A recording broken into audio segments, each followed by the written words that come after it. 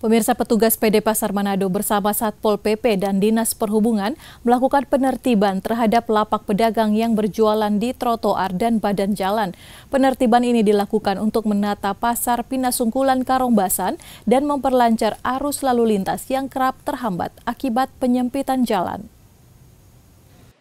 Petugas gabungan dari PD Pasar Manado bersama Satuan Polisi Pamong Praja dan Dinas Perhubungan melakukan aksi penertiban di Pasar Tradisional Pinasungkulan Karombasan, Manado.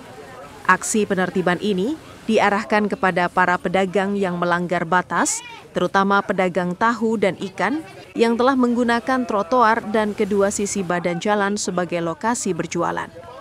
Keberadaan lapak-lapak ini menyebabkan penyempitan jalur yang kerap menimbulkan kemacetan parah dan menghambat aktivitas warga yang hendak berbelanja maupun melintas. Jadi untuk pedagang-pedagang yang menggunakan akses trotoar dan jalan, itu memang harus ditertibkan. Kami Perumda Pasar bertugas untuk mengalokasikan mereka ke tempat-tempat yang sudah kami siapkan untuk berjualan di dalam. Kami kerjasama dengan pihak-pihak terkait, dalam hal ini Satpol PP, Dinas Perhubungan untuk dia punya perparkiran. Ini kami lakukan penertiban rutin, hanya memang kadang-kadang ditemukan ini pedagang yang kumaba, lihat-lihat kesempatan, mereka taruh ulang. Pihak PD Pasar Manado menegaskan bahwa penertiban ini bukan tanpa solusi.